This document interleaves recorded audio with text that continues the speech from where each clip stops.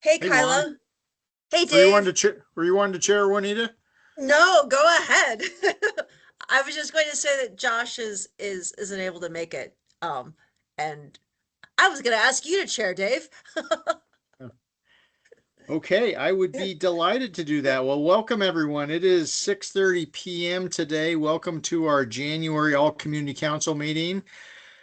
We will begin as usual with an opportunity to offer public comment on any item that is not on tonight's agenda. Any public comment?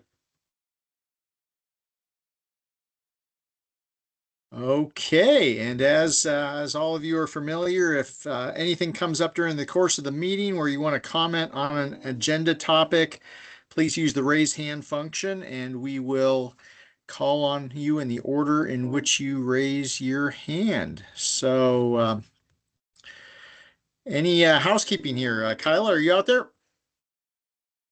I'm on this evening, Commissioner. I don't really have any housekeeping. We'll do round robin at the end, so any comments for that can saved for the end. If you are calling in on the phone, *5 to raise your hand and *6 to unmute and mute to acknowledge that we can answer your question. Very good. Thank you, Kyla. Well, let's just roll right into our first agenda item. This is brought to us by Claire Biddick with our grants division and her grants department. And this is on the 2026 Rural Grant Program. Claire. Awesome. Thank you, Dave. I'm just going to go ahead and share my screen real quick.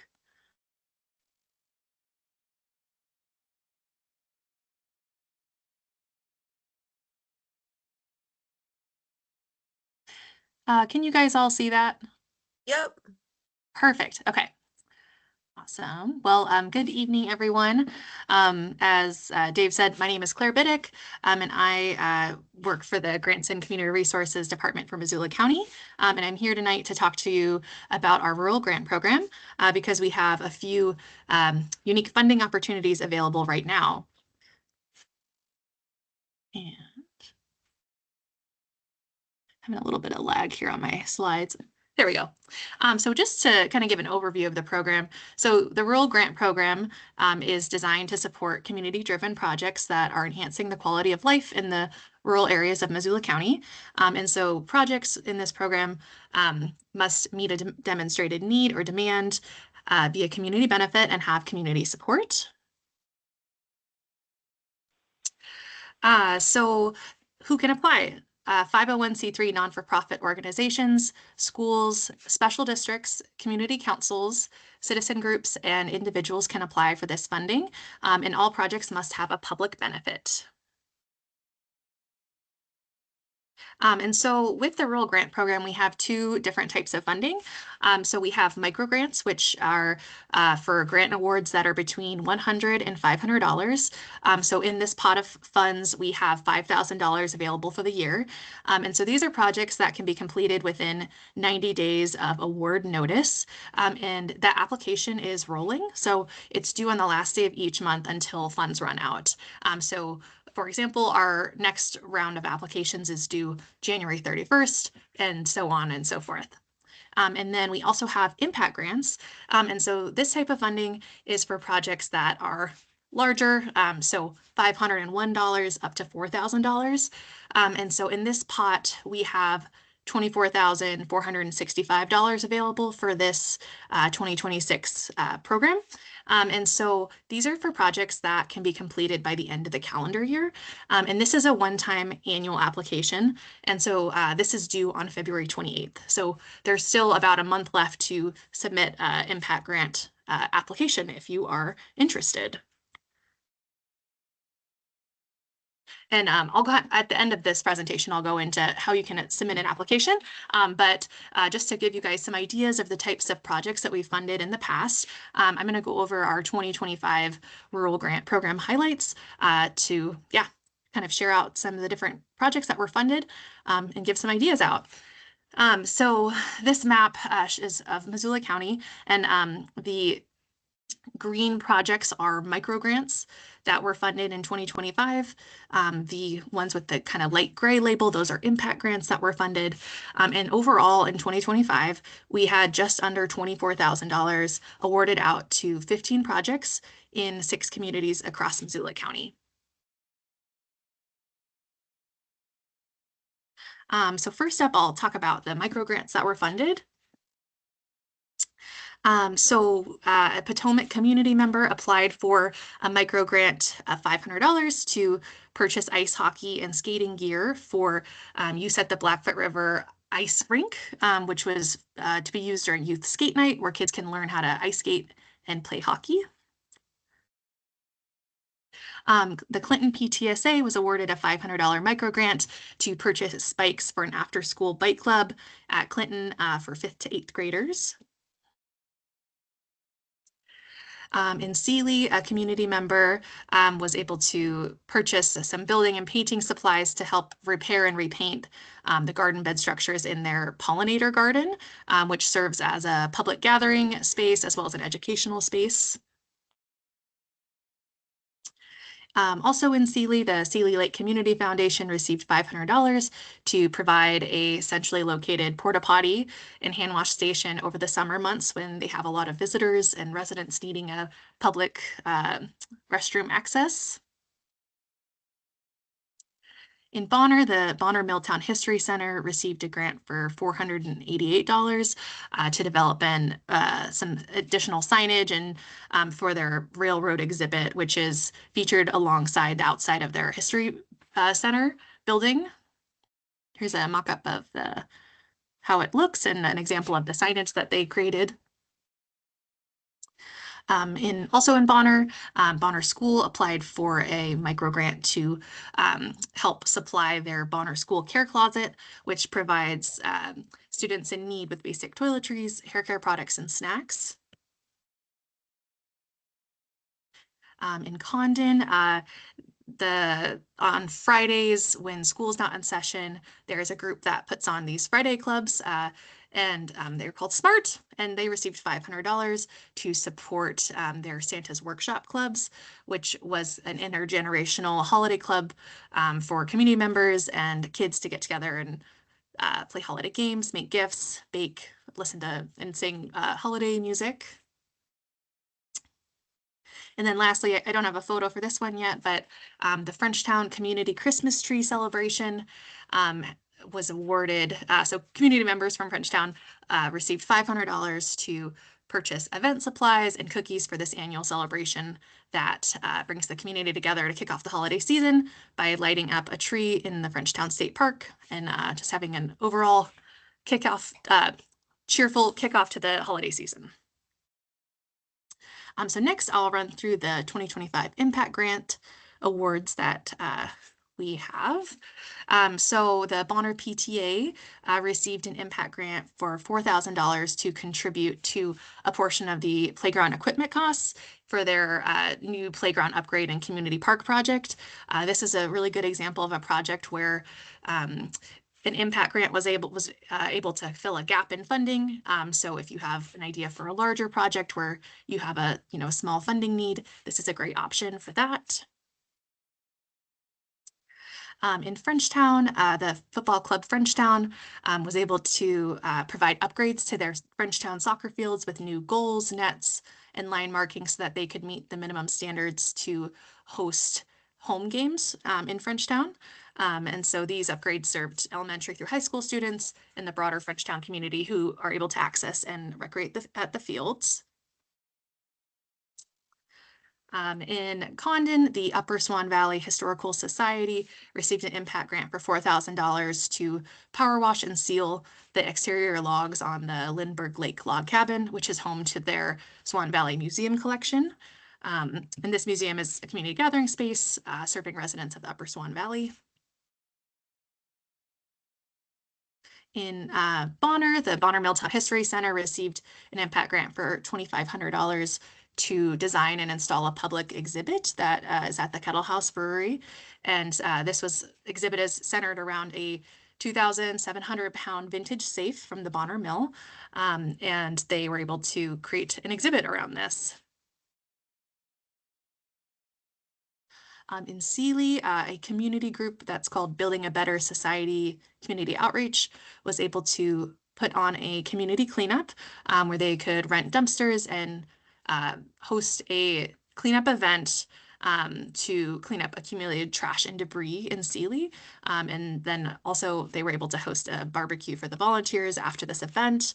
And this project served Sealy community members, and in particular, seniors who needed assistance moving debris from the property. Also, an additional cleanup project. So the Bonner Milltown Community Council, received a $1,200 grant to provide a dumpster for residents of Bonner, Milltown, West Riverside, and Piltsville neighborhoods to dispose of trash over a period of 4 days without overwhelming regular garbage services. And then in Condon, again, the group SMART, who puts on Friday Clubs for Kids, were able to lead a journalism series club where they worked with the local newspaper. So they had the Young Pathfinder Newspaper Club, and they learned how to create newspapers. And so these clubs serve pre-K through 8th grade kids in Condon when school is not in session. And so just to kind of wrap this up, so if you have a project in mind, I'd encourage you to visit our website to learn more on how to apply. So if you go to missoula.co/rural grant, we have a lot of information up there. And so you can, first, I'd recommend reviewing the notice of funding availability to learn about eligible costs, reporting requirements, and more. On our website, you can also preview the applications before you start an application.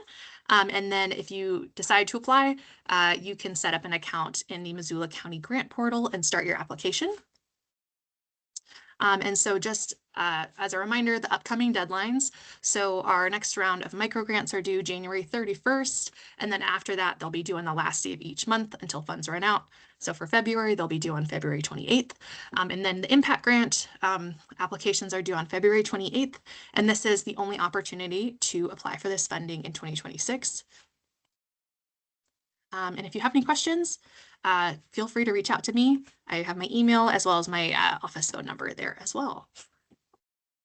Thank you. Any questions?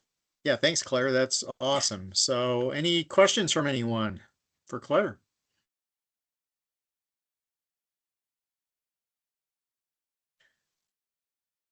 Any questions? And folks, take advantage of this program. As you saw, there's a lot of good projects getting done across the county as a result of this. And we look to you for good ideas and for getting the word spread that this is available.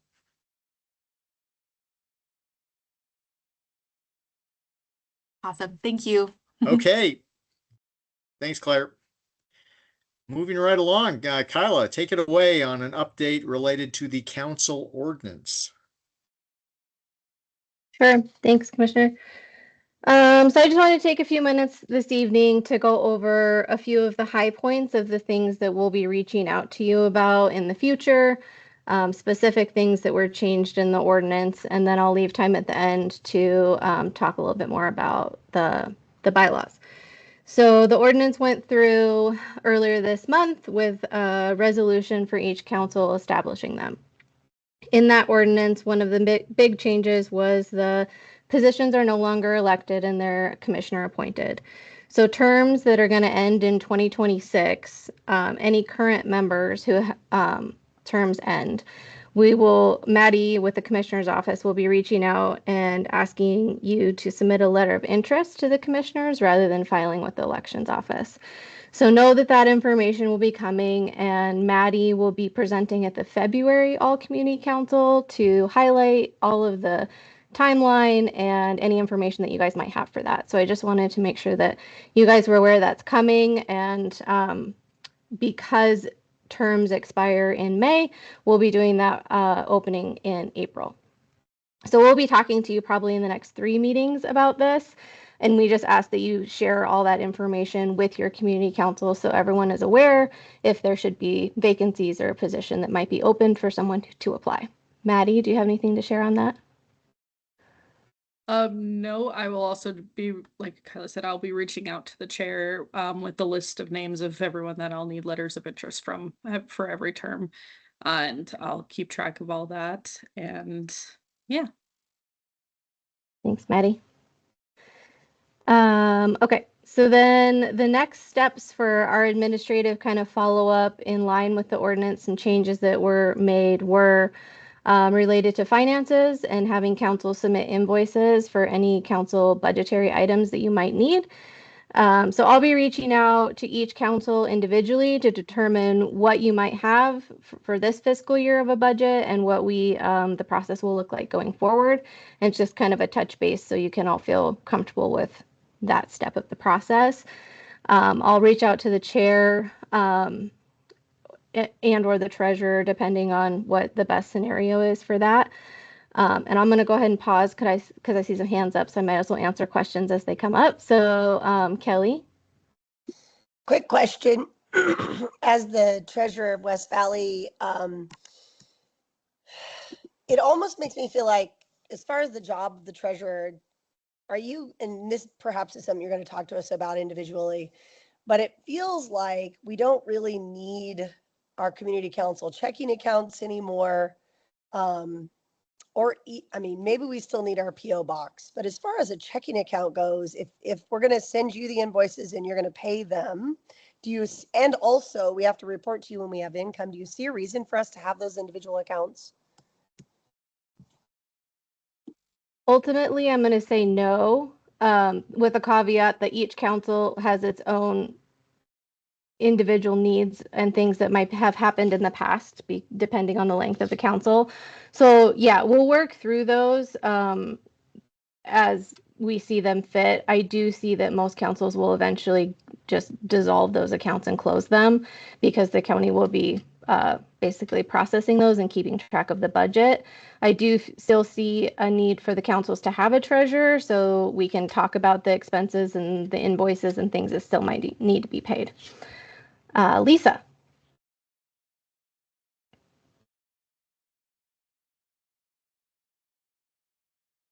Oh, Lisa, you're still muted.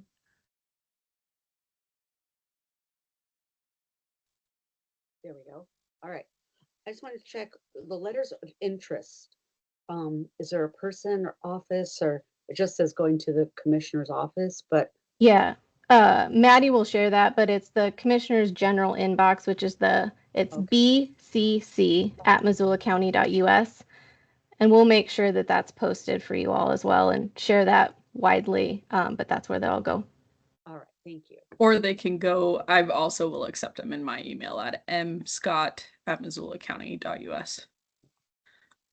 Thanks for that. And that also, I just thought of this. Letters of interest, you do not have to go online and apply again. You just need to do the letters of interest. The only people that need to apply are new applicants that are not currently on the board. Thank you. Thanks for that.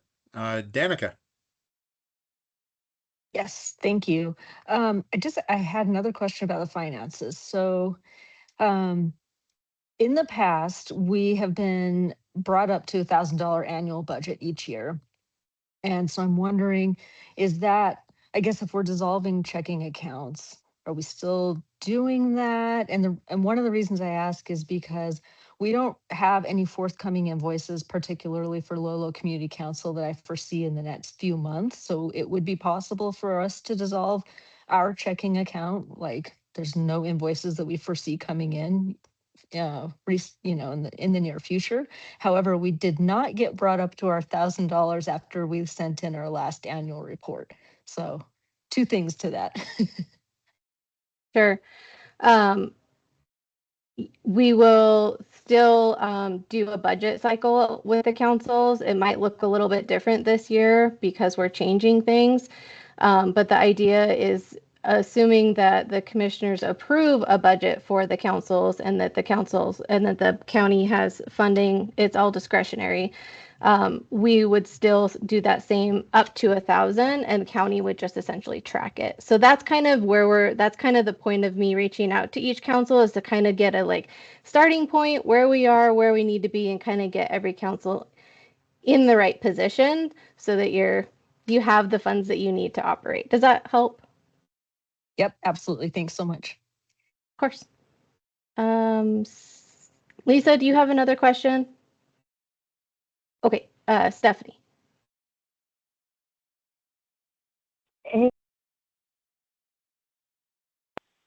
A question about the letter of interest. We seem to be bouncing back and forth.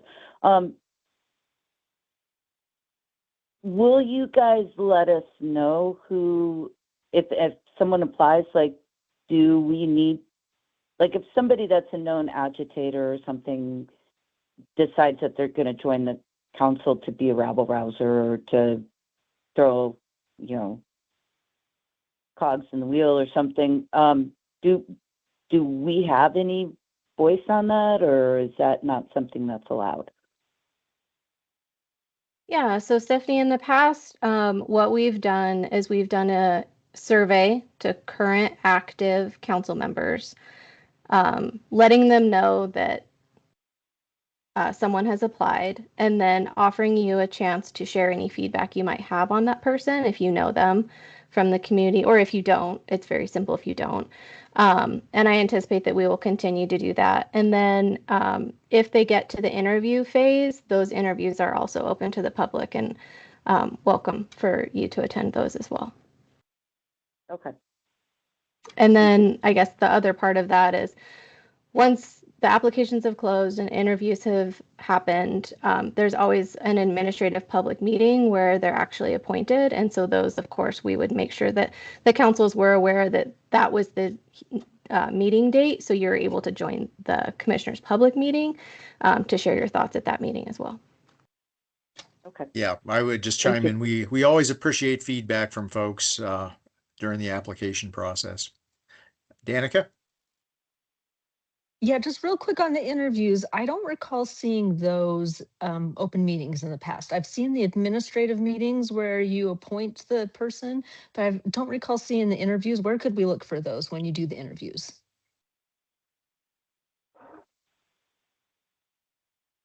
Kyle, I don't know if you want wanna to. All of our meetings are posted on our website, our calendar.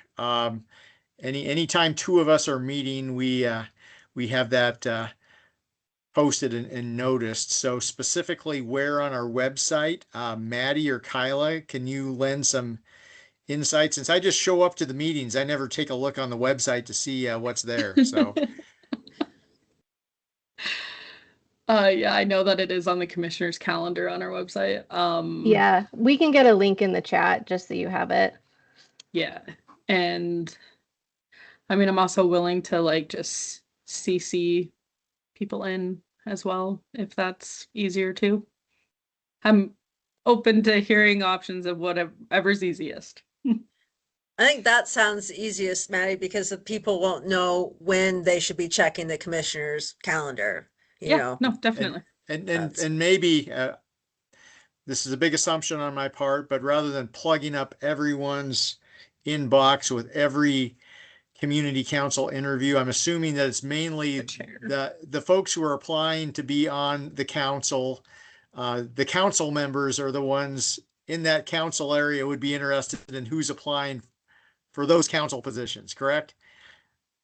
Okay, Yes. got a thumbs up from Danica there. Okay. Yeah, well, and just a little background, and I think you can recall from the last meeting when we approved, or when you approved the ordinance, and folks were a little upset that there wasn't a vote. And so I thought, well, maybe at least if the council could announce, hey, here's when the interview is, that's your opportunity to voice your comment on it. That would help folks.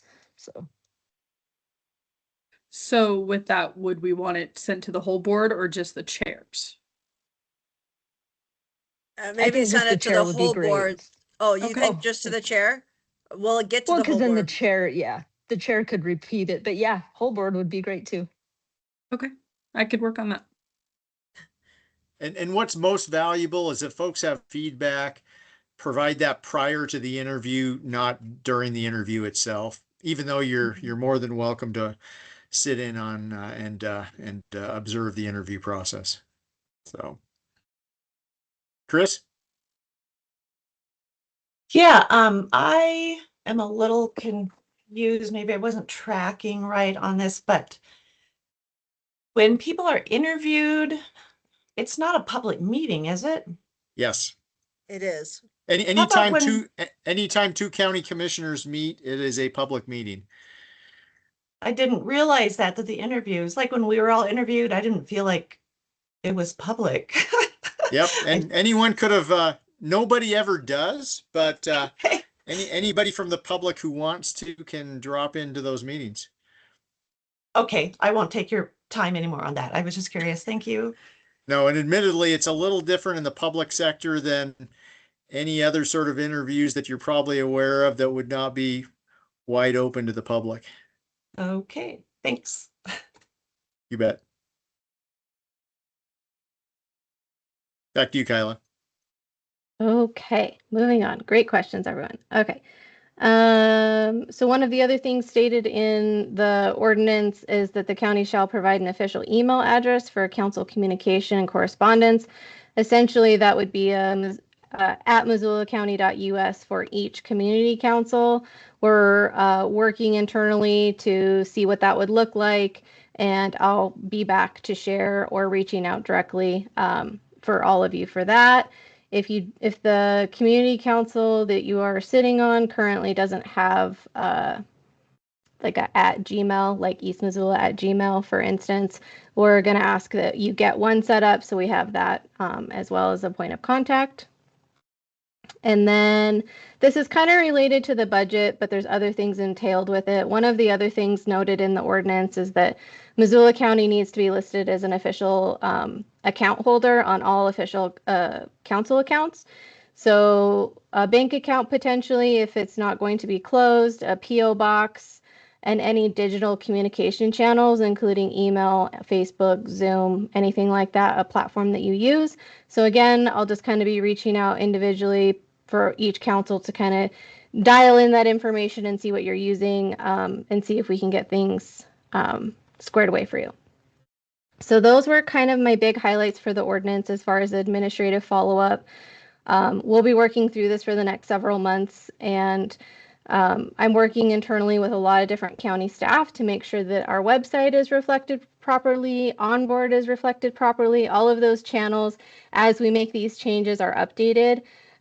We might miss something, but we're trying to get it updated so it's at least in today's world in line with the ordinance. And then the next big thing that you'll see from us is an updated handbook, because while the handbook was only updated last year, obviously there's quite a few changes with the ordinance.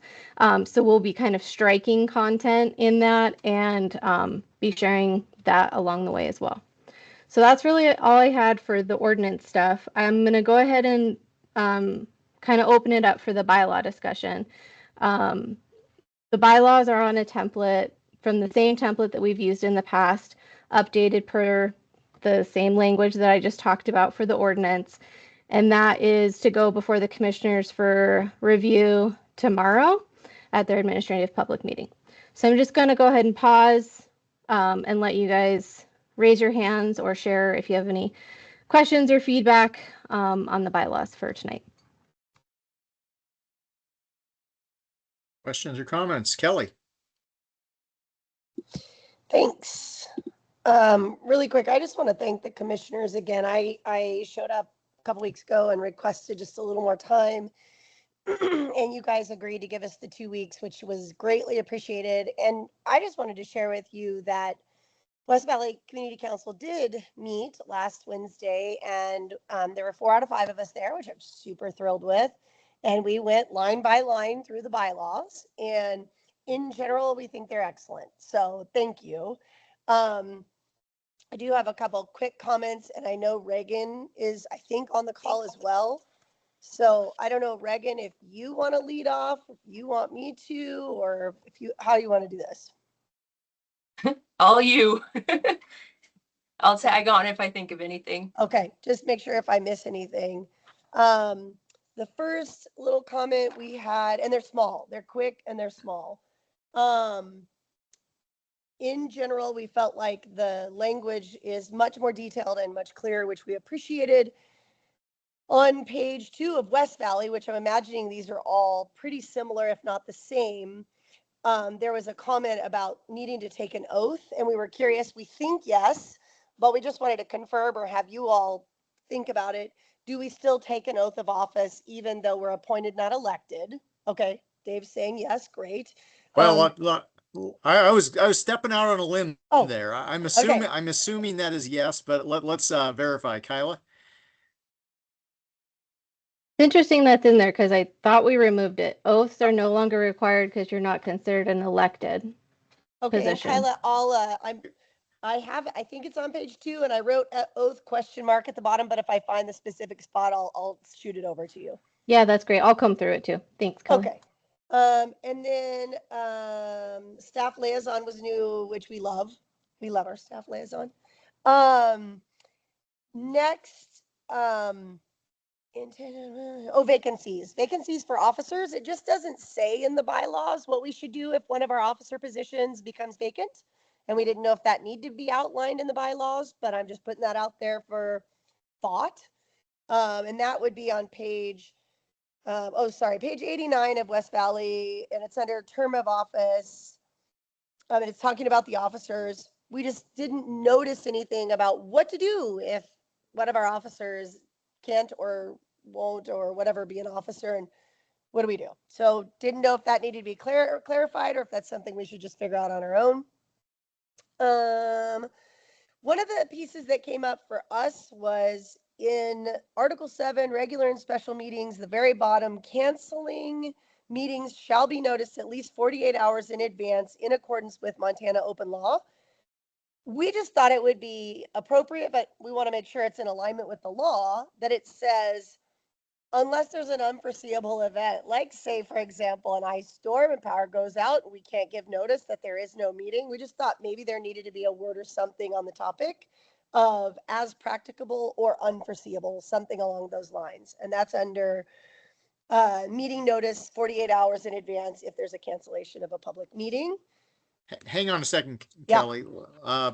Before we go on, any thoughts about those points so far, Kyla? I think Kelly raises a good one. It's one thing to think ahead and make sure that you're posting notice and the agenda of the meeting 48 hours in advance, but one can imagine unforeseen circumstances that will require a cancellation in less than 48 hours.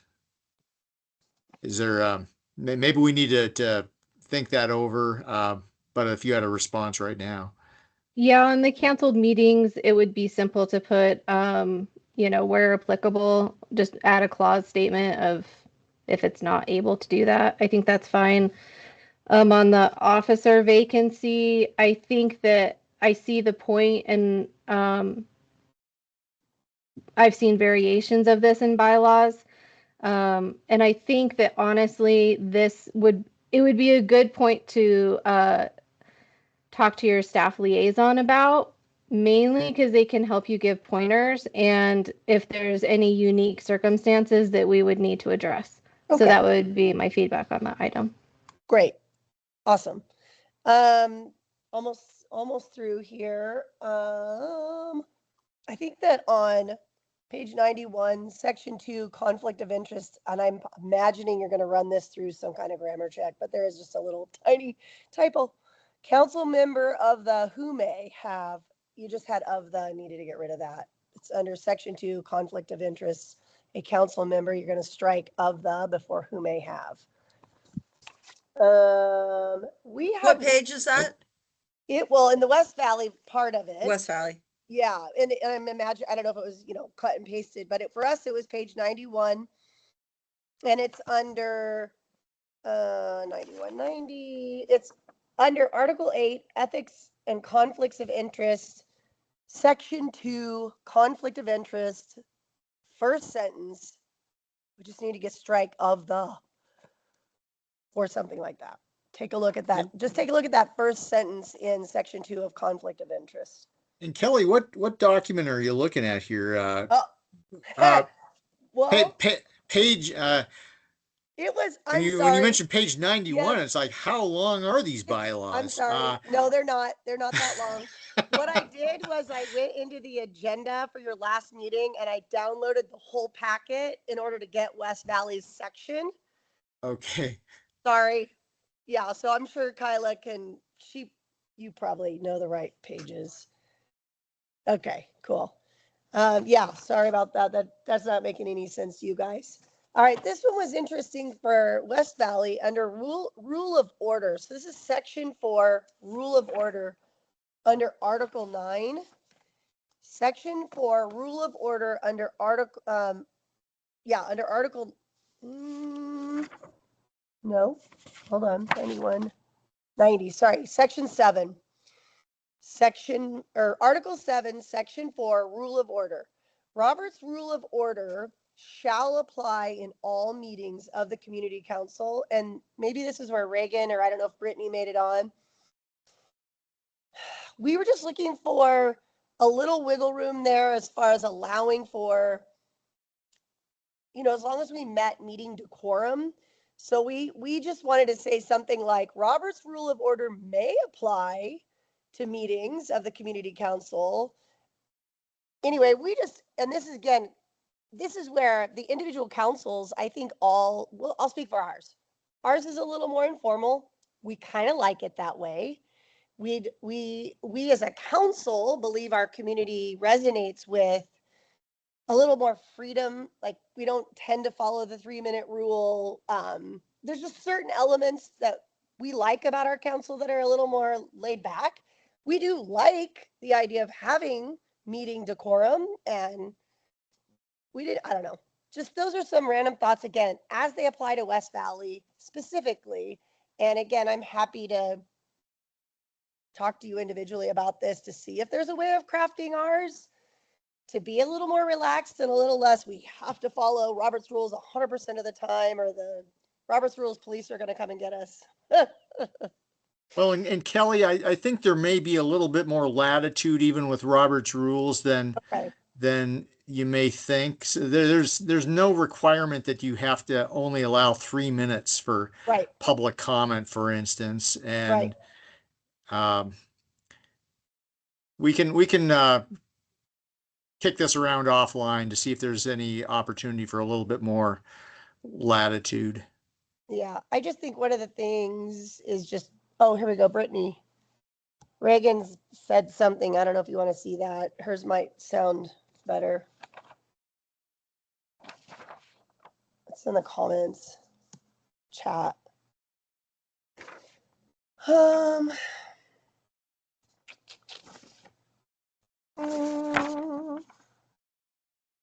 I think that's it for me in the moment, unless anybody else has anything to add. And again, I would just say in this moment, thank you. We appreciated the extra time. You bet. Okay, anyone else from West Valley before we move on? Can everyone see Reagan's comments?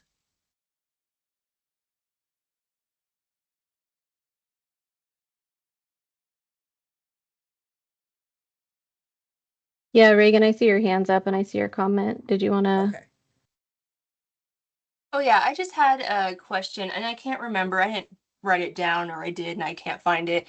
There is one section of the bylaws that mentioned communicating with council members via email. And so I was just curious, is that only through email, or if we have questions for each other on like a community council related thing, like a speaker, or maybe if we had someone act out in a meeting and we want to figure out a plan to address it later, how do we communicate with each other on like issues like that? That is a very good question. It comes up a lot because what you absolutely want to avoid is having an online meeting where you are making decisions via email, which is not a noticed meeting, obviously, if it's just between community council members.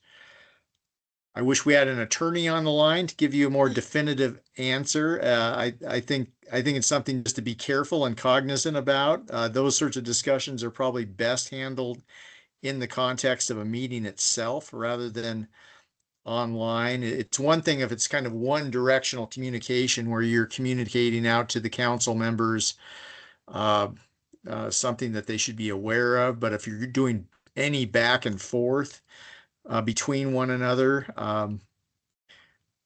not best practice.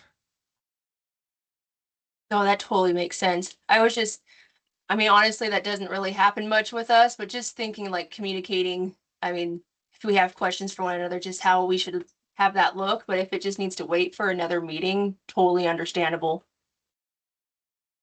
Yeah, and I would just add too that we do strongly encourage that council set their agenda for the following meeting at a meeting they're holding at the very end for that reason. I'd like to Perfect, just Maddie, throw thank did in you have there. something? Yeah, that like if you're at like I know Dan Clark at our trainings usually touches on this sometimes and always suggests that you get like an email specifically to work about community councils. Just because if there were to something happen that your phone records can be subpoenaed and they can be used in any messages whatsoever. So that's why it would be better just to, he always stresses during those trainings that it'd be better just to stick with that. And that's actually why this topic came up, because I attended his training and I had brought it up at one of our community council meetings that perhaps we should have a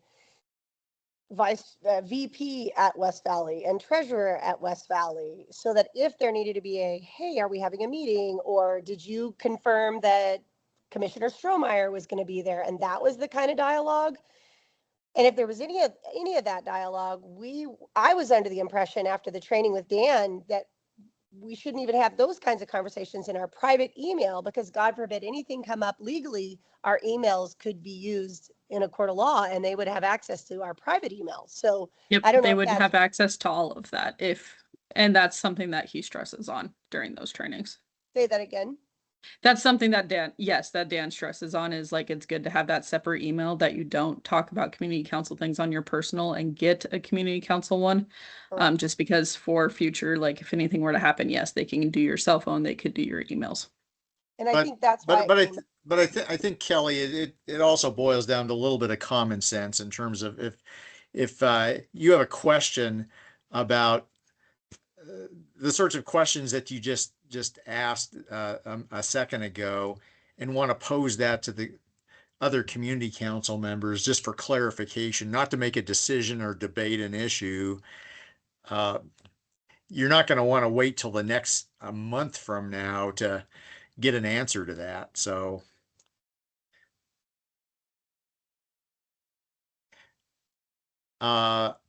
before we go on to Chris, who's still hanging out there, I see the little citation in the chat here about Robert's Rules of Order.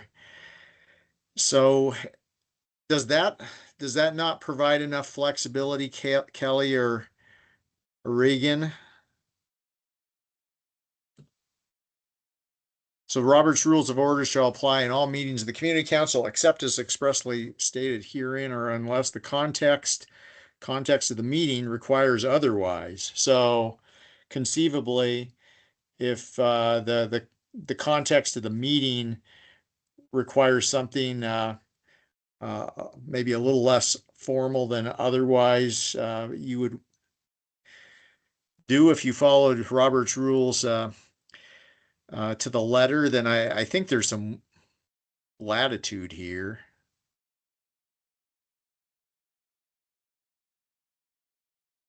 I think ultimately we support whatever y'all think is okay.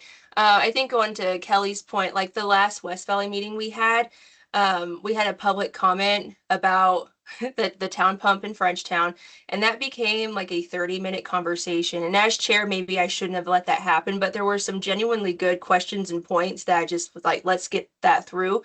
But I feel like if you follow Robert's Rule of Order, that shouldn't have happened. But it also just feels a little weird since that's how West Valley's always kind of operated, is kind of like this back and forth a little bit, to be like, actually, guys, we're not going to talk about this. Does that make sense? Yeah, and you as chair have a good deal of discretion there. The whole idea behind having something like Robert's rules dictating how the meeting is conducted is because, believe me, I've seen plenty of meetings go off the rails because there just gets to be excessive back and forth as opposed to folks offering comment and then moving on. And if there's only two people in the audience, yeah, it makes a great deal of sense not to say you only got 3 minutes and then that's it. But if you have a whole packed room and want to keep the meeting within an hour, hour and a half, whatever, then it's completely up to the discretion of the chair of the meeting to determine how much time each speaker is going to have. Okay, that's great. Thank you. You bet. So Chris and then Lisa. Hey, yeah, so I was just going to say, as to the Robert's Rules question, it seems that certainly when you're voting on an item, that Robert's Rules should be followed. So I just thought I would put in that 2 cents. So back to the bylaws, like I did email Kyla about a possible discrepancy between the ordinance that was approved versus what's in the bylaws about public noticing of meetings. It says 2 days in the approved ordinance and 7 days in the proposed bylaws. So I was just wondering if we could get those to match. Kyla? Yeah, thanks, Chris. So the 7 days has been a pretty standard rule across the board. It is noted earlier in the bylaws that your meeting agendas need to be submitted to county staff at least 1 week, 7 days before the community council is held. I think what we're going to do to clean that up, I'm just trying to find my note here, is we will clear it up to say notice of regular meeting shall have a minimum of 2 days notice, but wherever possible have at up to 7 days notice, just for clarity, and that we prefer them at least a week. Does that work for you? Yeah, that it's a week is a recommendation, but it just seems the ordinance is already Right. approved and okay. Yep. And we can Yep. generally do 6 days notice with our little council, but Yep, we'll clear that up. Thanks for pointing that Okay. out. Thanks, and Chris. Good catch. Go ahead. let's see, but the other one, what was this? Oh, okay. So Article 9 of the bylaws is the order of business, for the agenda. And, it lists those A through O items. And then in the Section 4, Part C of the approved ordinance, it has a different sort of order. And I was just wondering if those should match a little more. I don't know. Just something to look at. A details so what person. we did in the ordinance was kind of the bare minimum, and the bylaws is just an expanded version, but I can look at it to make sure it's a little closer if that's what you prefer. Well, or if it makes sense that it be closer. Okay, some other questions I had. In Article 11, Section 2 of the bylaws, it talks about checks and drafts. And you had said that when Kelly was asking, will we be having bank accounts? You said probably not. So I was wondering if that section was needed in the bylaws. If we have no bank account, is that section needed? Or is that in case community council might need to have a separate little checking account? We definitely still need it in the bylaws. All councils still have active accounts. And I'm not sure that every council will be able to dissolve or the timeline of when that will happen. So that's why we kept it in there, because that's still applicable.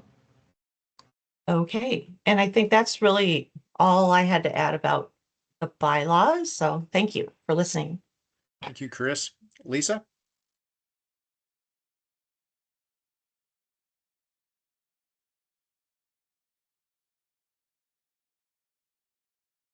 Lisa, are you still out there? Or did we lose you? You're muted, Lisa. There we go. Okay. There, yeah. We have some members of our community who do enjoy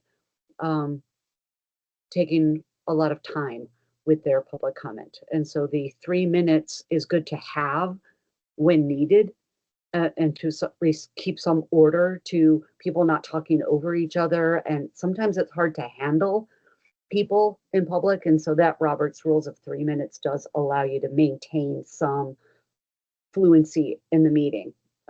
That's all. We've had discovered that in East Missoula. So thank you. You are in good company, Lisa. So thanks. Thanks.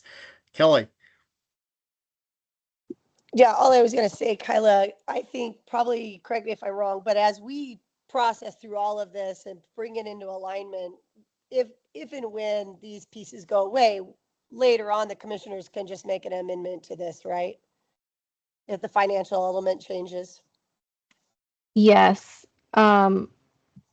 Historically, council bylaws have done about every 2-year rotation pretty consistently of getting a kind of a good overhaul and review. But you as a council are always welcome to look at it and provide feedback or amendments if that's your choice at that time.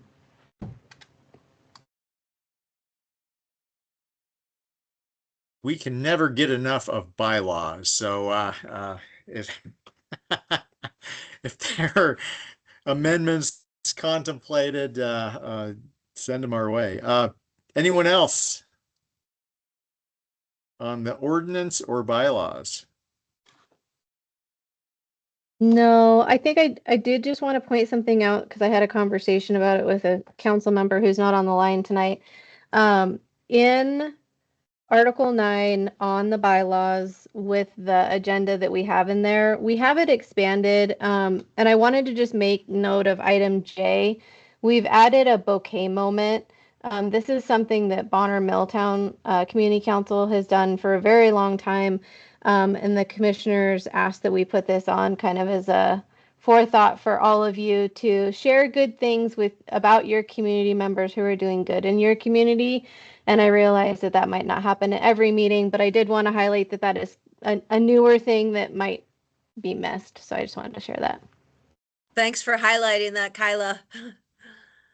And way to go, Bonner Milltown, for breaking ground on that one. Exactly. Anything else on community councils? That is all councils? for me on this one. Okay, thanks so much, Kyla. Thanks everyone for hanging in on this lively topic.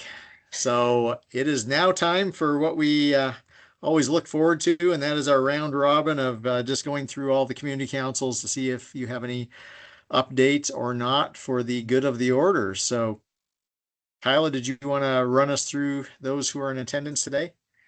Sure, I can do that tonight. So let's see, we have some folks on the phone. So if you're part of a community council and you want to share something, please make sure you do the *5 and raise your hand. We'll just go alphabetically tonight. So Jane, Bonner Milltown, do you have any updates for us tonight?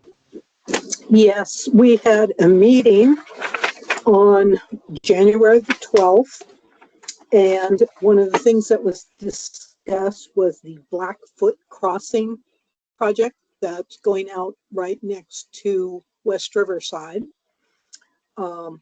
It is somewhat controversial, and a lot of people voiced opinions on it. There was a subsequent meeting of the planning board where they rezoned the site. And so it is proceeding. They discussed the possible Blackfoot River quarry. They're talking about building a gravel pit, and many people are against it in the local area. So that's something that's going to probably be discussed every meeting in the future. And another thing is signage for all of the little local areas under the community council.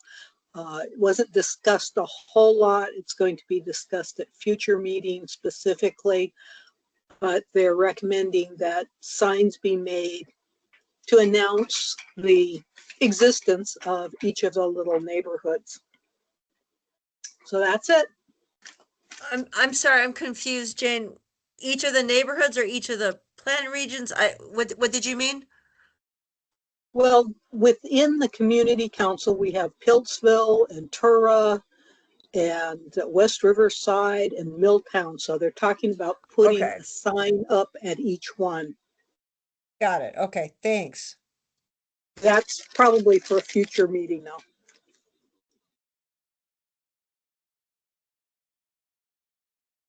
Thank you. Thanks, Jane. Okay, we'll go ahead and move on to Clinton. Bonnie, Chris, is Frankie, anybody? Bonnie here. We had Charles Shane from the Environmental Health Manager speak to us at our meeting yesterday regarding well quality or water quality. We had a pretty good turnout as well. We had about people show up at our meeting. Chris, our chair, attended via online. Charlie shared regulations and codes for not only wells, but also septic systems. And he also shared statistics on nitrates and arsenic policies. Some of our attendees had some concerns about those different things being in our water. So Charlie also reported that anywhere from, which a lot of us, I don't think, knew that, we had 1,500 to 2,500 feet per day of water moving through the valley floor. So that was pretty interesting each day. The attendees had an opportunity to ask questions regarding their property, their wells, and their septic systems. And then at the end, Charlie handed out little testing containers for E. coli and coliform. And then he also gave us some bottles for other concerns we may have regarding the nitrates and arsenic that may be in our wells, because he noted that people that live up on Wallace Creek Road might have a higher arsenic in their water than people on the floor. We also then had Chelsea from the PSTA provide information that's going on at the Clinton School for this following month. And then we were given an opportunity for this one gentleman named Nick Jaha.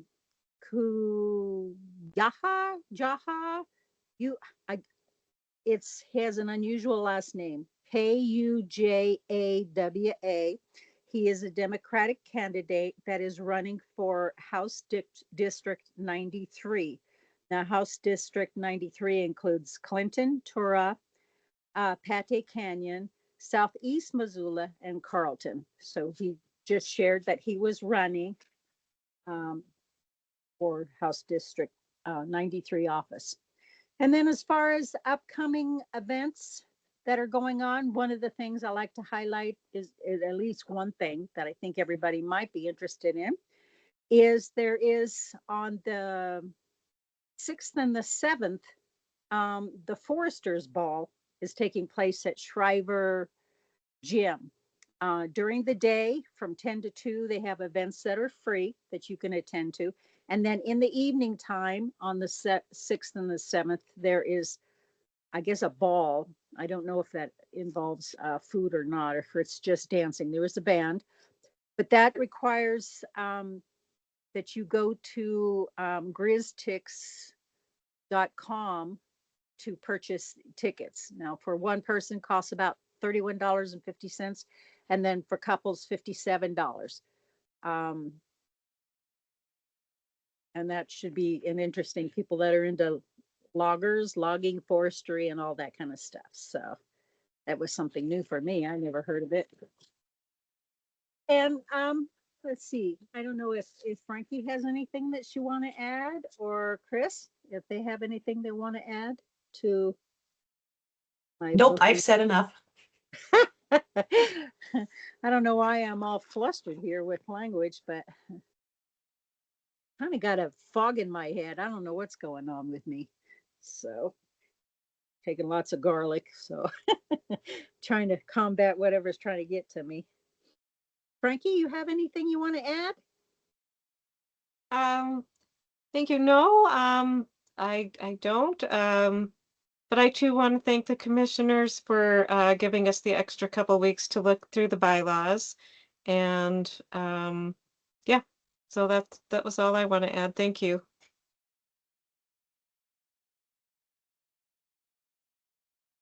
Thank you, everyone. Lisa or Stephanie with East Missoula?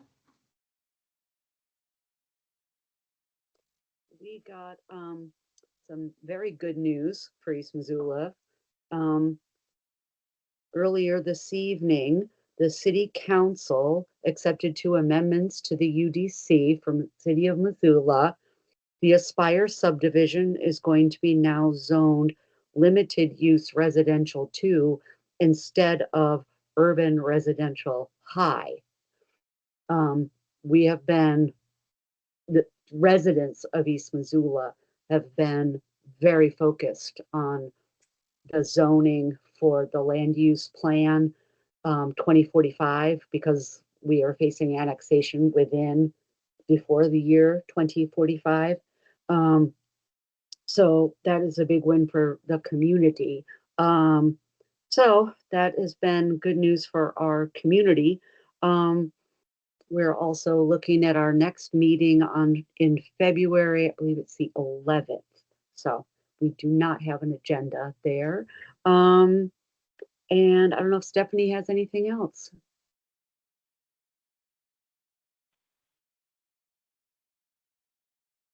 I was going to ask a question. I've been thinking that it might be nice to kind of talk to Bonner about what's going on there because East Missoula and Bonner are so close. Are there any rules for inviting someone from another council to our council meeting? Is there, like, you can only have one of them, or if 4 of them come, then they all have to come, or how would that work? Because I know people are curious about what's going on in Bonner, because Bonner's getting hit pretty hard right now with development. So good question. I would say the safest thing would be to invite less than a quorum of the council. And then you would avoid that other council having to, such as Bonner Milltown, then they would not have to notice that they were convening a quorum of the council at your East Missoula community council member. But absolutely, I would encourage all the councils to, if you can periodically drop in at another council meeting just to see what's going on and compare notes, that's great.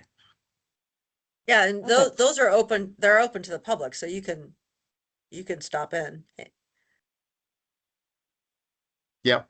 Okay. You can always go, just with the caveat that if you assemble as a quorum of the council, that might be something we would need to work through. But you were asking to specifically invite a member of the council to come do a presentation to your council, correct? Correct. Yeah, Yes. and yeah, like Dave said, as long as it's not a quorum, then you're set that you invite. Okay. And then the other thing that we have going on in East Missoula is we have another fire levy. They're going to try the levy again. So that's kind of taking up some real estate in our agendas. So that's all I have. I have a Thanks. follow-up with that. Is it possible for us to have a joint Bonner East Missoula meeting as long as we give the agenda 7 days in advance, public meeting notice, blah, blah, Absolutely. Okay, thank you. Just clarifying. All right. Yeah, Lisa, I think Bonner and East Missoula have actually had a joint meeting in the past. So as long as you both notice it in the same way and kind of have a joint agenda, you're good to go. Okay, Danica or Tyler with Lolo? Sure, I'll go ahead. We had a pretty light agenda this past month, but one thing that's been exciting to see now that the temperatures finally got cool enough, we had an ice rink installed in Lolo. It was actually part of one of these rural grants that we did a couple of years ago, but then it was taken over by Missoula Parks and Rec. The first year we weren't able to set it up. The temperatures were too warm, but we did set it up this winter. And in the mornings, it's just been a huge hit in Lolo. Folks have really enjoyed it. It's really cool to see kids out there enjoying the ice. And ironically, there were some residents that were a bit frustrated because it sits at the bottom of what's typically been the sledding hill, but there hasn't been any snow this year. And so fortunately, there's an alternative for folks to enjoy at that same park. So that's been really exciting. So just another plug for these rural grants for folks out there with other community councils and some ideas and whatnot. That's been a huge hit. I think that's all I have, unless Tyler has anything else from Lolo. Yeah, I'll just say, Mark Thane made an appearance, and I think everyone appreciates when their representatives show up. So easy looks. Thank you. Okay, let's see. Moving on. I think Tom Browder joined from Sealy. Tom, are you? No, Tom is not on. It's Tom Tucker. I don't see anyone from Sealy. Anyone on the phone from Sealy? Okay, no Sealy representation tonight. Swan Valley, I also didn't see anyone. Is anyone online from Swan? No. Okay, so we'll move on to West Valley. Kelly, Reagan, Tom. Yeah, kind of already hinted on our discussions. Our main meeting, we had a unplanned but really great conversation about Town Pump. And then our actual speaker was Claire to talk about the micro and impact grant. So that was awesome. And then we had our special meeting last Thursday to go through the bylaws. That's pretty much it.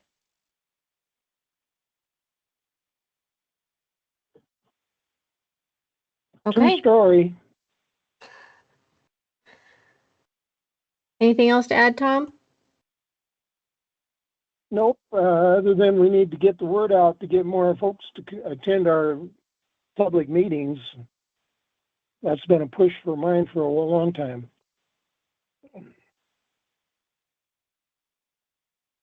Thanks, Tom. Okay, I think that wraps up our round robin. Anything else for this evening? When is our next meeting in February, Kyla? I should know that off the top of my head, but I don't. February 25th. February Are we- 25th. Oh, we are traveling then. Which does Aren't not we? mean that you could not still meet, even if the commissioners are not here. Yeah. Where are you good point. traveling to? Well, we're coming back from National Association of Counties conference in Washington, D.C. on the 25th. Awesome. So yeah, go ahead and keep it, Kyla, but we might not be able to make it. Okay. We will be sure to let Stephanie? folks know at least 48 hours in advance if the meeting's happening or not. So, Stephanie. Hey, so this is probably something maybe for a different meeting, but everybody keeps using these micro grants for garbage days. And we've had a couple here in East Missoula. They're wildly successful. Currently, we don't have one planned, but people want them. Is there any way to make those a little more formalized, or is there anything that we could do as a group? Because they really do help people out. And like I said, we can talk about that later, but just an idea to throw out. What did you mean by more formalized? Well, I mean, they take a lot of work to stage, to put on. That's why we haven't had one recently in East Missoula, but they take money. People always are getting grants for them. It's a huge project, and if you don't have the people available to do it, then they don't happen. But there really does seem to be a need for them. So that was just an idea I was throwing out. Okay, thank you. Okay. Yes, yeah. Thanks. Thank you. Anything else from anyone before we adjourn for the night? Okay, well, spread the word. Let folks know, and maybe even feel a little guilty about how much they're missing at these great meetings. A lot of good information sharing, and we're delighted that you carved out a little bit of time this evening to spend with us. So we will, or at least some of us will, see you next month at the same gathering. So thanks, everyone. Happy Valentine's Day. Oh my, I completely forgot. Thanks for the reminder. Thank you. Bye all. Thank you.